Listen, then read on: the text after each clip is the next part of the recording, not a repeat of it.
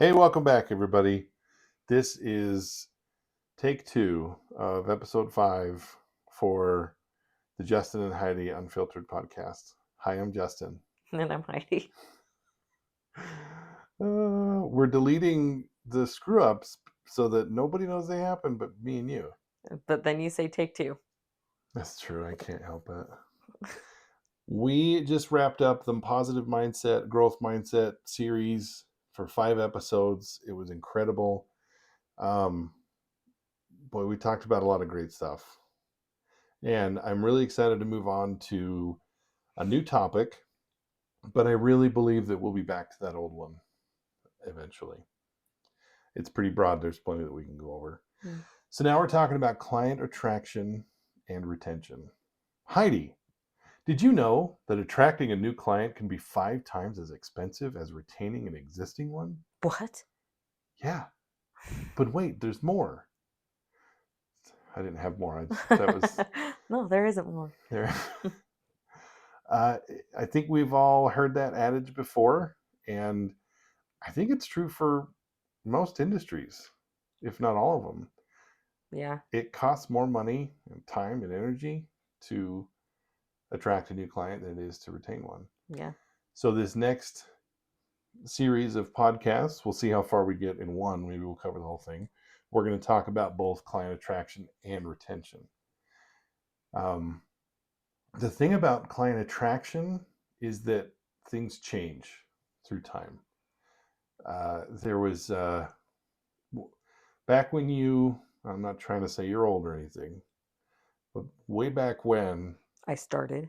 you started and you rode your horse I'm sorry, when you started in this industry, what was the number one tool for you to attract new clients? Honestly, word of mouth. Word of mouth? Okay. I would say it's still not different today. I think that can be argued for sure in your favor. Yeah. Yeah. But that way's really icky But sometimes. well, Oh, word of mouth. No, word I of mouth. misunderstood. Yep.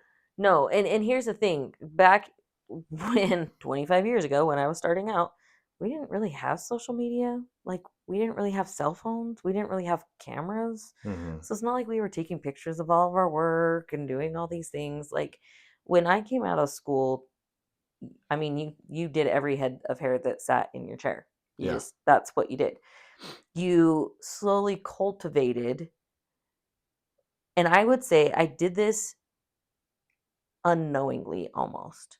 But I didn't love doing like kids' haircuts or like perms or like certain things, right? Mm-hmm. So what I did love doing, I would tell those clients, yeah, oh, do you have friends? Send your friends. Mm-hmm. And then that's where I learned, well, if I get them to rebook with me, then I know they're coming back Yeah. and they'll fill that spot where someone would put their kid Yeah. or last minute appointments. Right. So I think for me, it was one of those where it's like I learned really quick if I want to do what I love doing, I've got to make sure that that's what's on my books to start with Yeah. so that those open spaces weren't open. So I mean, it sounds like you caught on pretty quickly to that whole idea and mentality, and I think it could be argued that you definitely have created a great career for yourself. 25 years later, you're very successful. Um, you're doing the kind of hair that you want to do, and you knew early on where those focuses should lie. And I think that our target audience is probably people who maybe don't understand how to make that connection. So we're going to try to talk about that and help teach how to bridge the gap. I think, and stop me if you disagree, but I think part of it is identifying your target audience. But you brought something up though that at the beginning is you do hair anybody that gets in your chair initially. And I think to some extent your mind has to be open enough that that may be what you do for a while. Yeah. And there's nothing wrong with that. Right. If you want to focus on one niche, that's great, but you've got to start somewhere. Mm-hmm. So When we talk about identifying your target audience as guests, let's pick one for example. Why don't we say chemical services, so color? If that's the thing that gets me excited. I don't want to do barbering. I don't want to do kids cuts. I don't want to do extensions. I just want to color people's hair. And we'll say more specifically, like naturals and not huge shifts and not bright semis. Okay. Um, how do you think where do I start? So it's funny that you say that because you have narrowed it down, Mm-hmm. but you got to narrow it down even more You think so? because it's not just about what you love doing, the type of color you love doing, but that person's sitting in your chair for a while. Yeah. So, who is that person? Where do they shop? Where do they hang out? Mm-hmm. Who are their friends? Yeah. What do you talk about? What are their hobbies? And then this day and age, you start tagging those places in your posts or speaking directly to that so that they get to That. know you Yeah. and start following you. Yeah. And and then for those guests that are sitting in your chair, that's your target market, Mm-hmm. you're asking them, who are your friends? Right. Who would they are they asking you where you get your hair done? Are you giving my name? Yeah. Are you dropping what I do? Yeah. Let me help you out. In fact, one of the things that I've learned recently is for a great referral program, it's not what is it, it's how do they do it. So you can't just have a referral program that says, "Oh, if you send me five people, I'll give you this much off." Mm-hmm. Well, okay, then you'll have the go-getters. They'll send you five people. Right. But most people go, "Well, how do I send you five people?" Yeah. Right?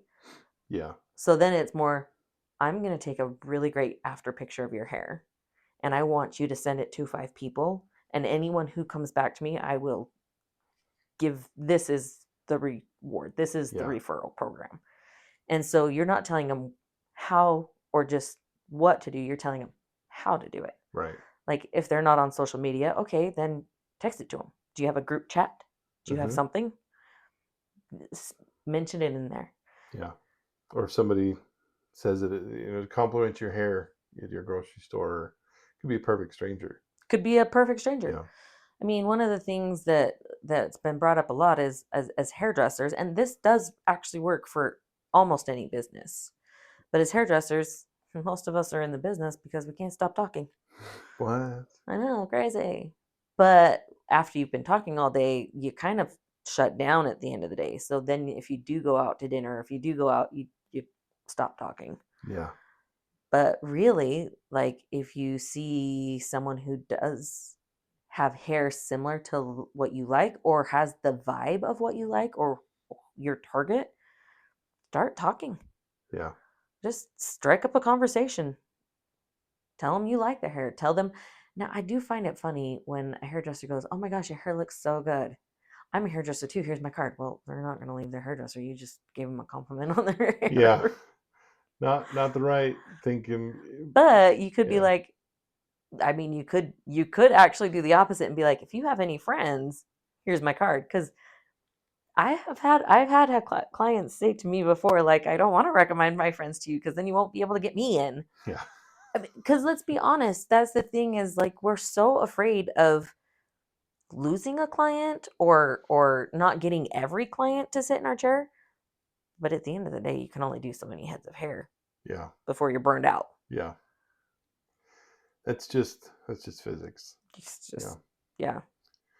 But you really almost have to narrow it down even more. It's Yeah. not just what do you love doing, Mm-hmm. but who do you love in your chair? We're not all going to get along. Right.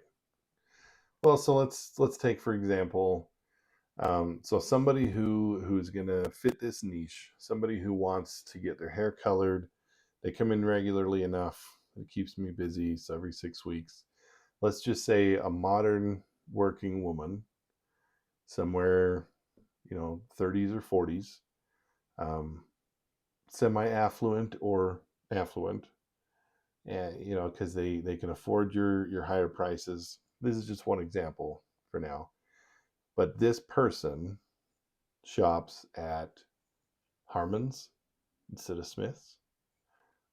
She works out at The Treehouse club, Athletic Club instead of Gold's Gym. It's not Gold's Gym anymore. but a But gym, yeah, you go to a club or a sports mall in Murray instead of just a Planet Fitness. yeah, Like she drinks Starbucks instead of brewing your own coffee. brewing brewing your own coffee like some kind of animal. So that's what we're talking about when you say, where does she shop? Who does she hang out with? You break it down like this, and then you can understand, okay, so these are the kinds of people. So when you're creating your Instagram post, you can cater it and start to add those hashtags and the Tagging. geotagging as well. We kind of, I hope it's just understood. Like, we're not starting from the very beginning and explaining to people why you should be using Instagram. I don't know if that's going to be worth anybody's time. If you're a hairdresser, you're not using social media, this isn't the podcast for you. Might not be the career for you. That's rude. That's rude Yeah, because it's not true. you're right. It's not true. Bad, Justin. But it's so useful. It's such a strong tool. But some things that we have to remember is that things are evolving, things are changing. I mean, Instagram made all those changes to how their hashtags worked, and there was a lot of fallout from that. That one awards show, the One Shot Awards, was like crazy affected by it. We have to be able to adapt. Yeah. But so say you don't have social media. Mm-hmm. Well, then are you hanging out at Starbucks? The one that's by your salon? Mm. Yeah. Are you hanging out at the gym, the club where you want to get clients? Right. What are you doing if you're not doing social media? Yeah. So that's why I said bad Justin, Bad, because Justin. social media, here's the thing. Doesn't matter if it's Instagram, Facebook, Twitter, whatever your jive is, right? Mm-hmm. Well, that's where your target market's going to be because that's what you like. Right. So I'm not going to say, well, if you're not on Instagram, you're screwed. No, that's your wherever. If you're Snapchatter, that's where your target market is. If you're a Facebooker, that's where your target market is. I said social media though, so to be fair. Right, right. But if you're not a social media person, then Mm-hmm. that's not where your target market is. Right. There are people who are not a social media person, but that means they're out in the wild. Yeah. Like Yeah. they're the kind of people that are either sitting in their house, they're not getting their hair done anyway, unless they do need that once a year haircut. Yeah. Maybe that's your vibe. Right. I don't know. I don't care. And that's just it is if your vibe is this isn't your career, but you do hair to earn money, you should go check out Sports Clip. You should check out Great Clips. You should check out because those are the places where people are gonna go Yeah. because that's where they're gonna go. Right. There are always going to be lots and lots of people that go there. Again, this is why define your target market, Yeah. define where you want to live, define what you want to do because there isn't a wrong answer. Yeah. But if you hate your career and hate your job, well then mindset, uh Right. what are you doing? Right. So let's talk specifically about social media, though. Um, when it comes to how to grow your target market, we talked about what you need to do to define your target market, Mm-hmm. and it needs to come down to something that you like, that you want to do, and like you said, to your point, people you want to be around. Mm-hmm. So that's your target market. Um, when you're starting to cultivate your social media to attract your target market, what what specific things come to mind, or what tips would you have? Okay, again, you have to know what lane you're in. For me, I'm not going to make my life harder than it Hmm. already is. So I'm not going to have two separate accounts, one for personal, one for work. Right. Because to me, first of all, one of them's definitely getting neglected. And the reason why we have social media on there now is for people to find out who you are. Hmm. Who are they investing their time and money in?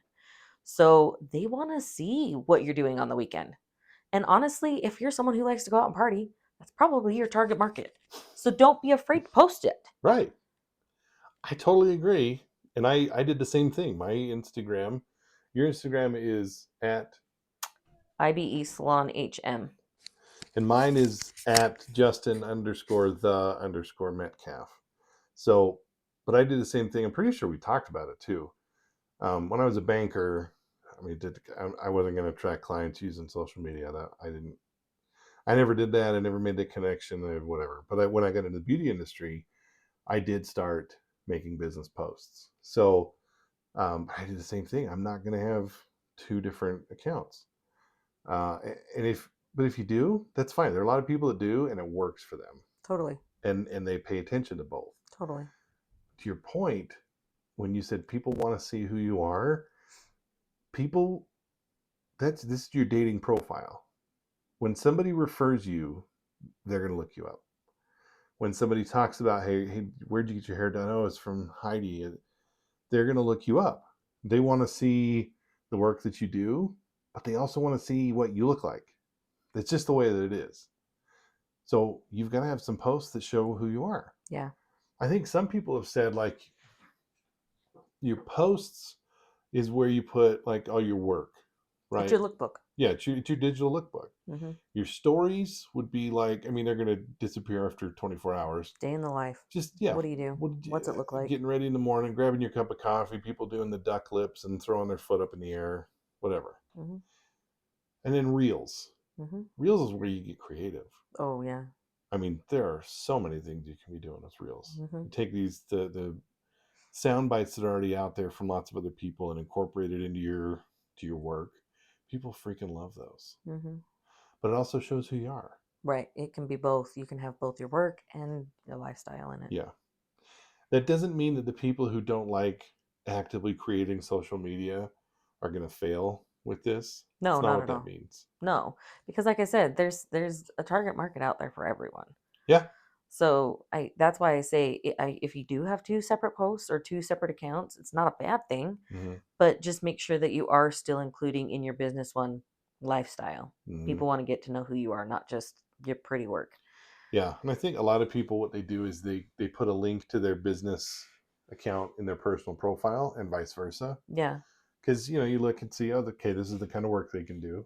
yeah, Let's see what they look like and what they do yeah, for fun. yeah. But I mean, but if you're not a social media person and you don't like doing that, then you're gonna have to rely on the older methods, which work. Word of mouth works. They do. They'll always Talking to work. people at the grocery store, talking to people at the restaurants, it works. Hmm. It will be more work. Yeah. One way or another, you're working at either one. Yeah. It's just different. It is. And it's important to understand that if you're, depending on the kind of person you are, like you're an outgoing person, you are not going to have a problem handing someone your card that's a stranger if they compliment your hair. Right.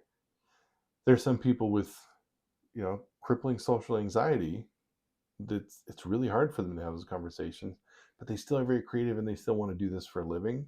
So they fight every day to get out of themselves a little bit further and get more uncomfortable. And it is very, very, very hard. But some things that they can kind of lapse on is doing that talking to a stranger thing. Mm-hmm. That's where you've got to make up the gap there with Mm-hmm. your social media presence. Would you agree? Yeah, for sure. And so it depends on where your crippling anxieties lie, I guess, right? Mm-hmm. I mean, if you can't find an avenue that works for you, then you got to figure that out because Right. there has to be one. There has to, yeah. There has to be one. Yeah. Whether it's asking the client that's already in your chair that loves you, well, great, have a great referral program. Right. Whether it's social media presence because you just don't want to talk to a stranger anywhere else, but you're cool talking to strangers through social media. Again, doesn't matter what platform. Mm-hmm. Figure out the one that it works for you. That's your avenue. Right. If it's posting things on a Facebook page, I mean, there's so many different ways, and with technology now, there's even more. It's growing all the time. Yeah. I mean, you do need to figure that aspect out first, and that's true for any business. Every Yeah. business needs to figure out where's our target market Your and how target are we market. going to hit How do you it. attract them? Exactly. Yeah, which avenue are we going towards? Marketing 101. Yeah. There's a lot to say about what options we have at our disposal too, because I started to think about. I mean, there are people who there's negative talk in our industry about certain types of hairdresser work, like the people that work at Great Clips or Right. Sport Clips, and that's unfortunate that there's negative talk. There doesn't need to be. We're all in the same industry. But I No. was thinking, what if you're the kind of person who thrives in that kind of industry, or I mean, that situation? You want to come to work and have a dependable 9 to 5 paycheck, but still do something creative like this. Maybe you've got a clientele that's just maybe they don't ask for you, but you still have regular haircuts every day. There are people who really love that. Yeah. There are also people who create a clientele in Right. that environment. Right. We don't need to. There's room for everyone in every situation. Yeah, there is. There really is. And that's why it's like, why are there always going to be great clips and sports cuts? Because there's always going to be people who don't want to schedule, who want Yeah, to walk in and they know that they might wait 5 minutes or 20 minutes. right. Like, but they want to walk in today and they want to get it done today. And yeah, you're always going to, and you'll have those people that's what they enjoy. That's Yeah, how they like to do it. right. There's nothing wrong with that. There's not, and from both sides, there's those kinds of guests who prefer to just, Hmm. I need a haircut. I'm just gonna go get one. I I mean, was that, and I never yeah, waited more than like 10 minutes. yeah, That's what I thought it was. yeah. But there will also be lots of stylists who just want that environment, It's and the it's not comfort always. zone. It is. It's a comfort zone, and there's nothing wrong with that. If Right. that's your career choice, that's fine. Yeah. But there are some people who see that as like a growing platform. I'm going Right. to start here to get more practice and more experience, and then I'm going to move to something bigger and better. It's no different from like a corporate world, Right. but Yeah, there definitely. there just doesn't need to be any negative talk about where you got your start. Yeah, I Eh, agree. Something that comes to mind are so I've heard so many stories of people who got their start working at McDonald's. Yeah. You ever talked to one of these people? I never have worked in fast food, but I have talked to a lot of people who got their start at McDonald's, and they have overwhelmingly very positive things to say. It was a very good environment. They were treated well. They learned how to work. They were, I mean, I'm not saying that's everybody's story, but they appreciate where they got their roots. That's where they started, and now they're moving on to bigger and better things. I will say this. I feel like the people that you're talking to that say that about working at McDonald's had the right mindset to start with, which is why they're where they are now. Yeah, Because there's that's got to fair. be plenty of people who worked at McDonald's and would say the exact opposite, Yeah, but they're also probably not so successful now. I do tend to hang around people with positive mindsets. It's funny. Yeah, I Funny. don't always. That's the joke. But anyway, when you talk about attracting clients, we talked about identifying your target audience, understanding what work you want to do. We've we've begun briefly discussing what your platform needs to look like. You can go the route of having a website if you want to. I would say most definitely if you don't have a social media presence, you got to have maybe, well, you really don't You have to don't. have a I website. mean, it's you could say that if you're a salon owner, you probably would want a website. A lot of people, when they're looking for a stylist, they go to Google. Yeah. And if you've got a salon page, you can show pictures of all the services you offer and the booths, and that's different. Yeah. So there are instances where it's beneficial for you to have a website, um, but the point is to have something to have a landing page. Page. Because we do live in a technical digital world. Yeah. You don't want to miss out on somebody searching up something you do. So you've got to get your information out there, and it shouldn't just be Instagram. Right. Doesn't mean you have to do TikToks and Instagram and Snapchat and Facebook. I think you should do the research for your area and for your target market. Mm-hmm. And there's statistics out there. So if my target market is such and such, where do they shop? There are ways that you can do a little research online, and you can find these analytics that tell you, what, my target market, they almost always look up things inside Google Maps. Yeah. That's me. That's me Anytime I too. look anything up, I don't pull up the internet. I pull up Google Maps and I type up something, and I want to see the options around me. Near me. Right. Mm-hmm. The people that I see when I'm searching there are the ones who have put the effort into their Google presence, their Which is a Google web My page. Business presence. Yeah.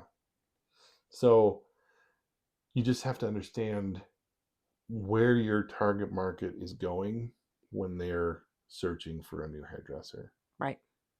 Because to your point, most people are word of mouth still, honestly. Whether it be through social media or actual word of mouth, Yeah. that is still, I think, is probably going to be your number one. That's how you're getting someone in your chair. I don't Somebody told them, somebody Yeah, I don't said think people something. understand reviews are word of mouth. 100%. Yeah. Yeah. So that's where a lot of people look too. But the other thing that is actually the highest next is Google. Because when you have somebody moving to a new area, they don't have word of mouth because they Hmm. don't know anyone in the area. Right. I'm sorry, but if you were to ask them, it's Google or Yelp Right. Why do you think it's that so many businesses are asking you, begging you, for giving you a reviews. promotion, uh, paying you in some way? I mean, we had a guy come and replace our disposal a week or two ago, and he was awesome. And I'm very vocal and outgoing, so I told him, this went really well. I really appreciate it. And I love when people are just honest about it. He said, we're having a contest right now at work to try to see who gets the most reviews. So if you're willing to give us a review and mention my name, I mean, I love that. You got to the point, we're not going to fart around with nonsense. And I did have a great time, and it's going to benefit him. So, yes, Taylor, I'll do that. And I had no problem doing it. Um, Same basic principle. You've got your people that are in your chair who have come to see you since you got out of school, or just you really love them, you mesh, you vibe.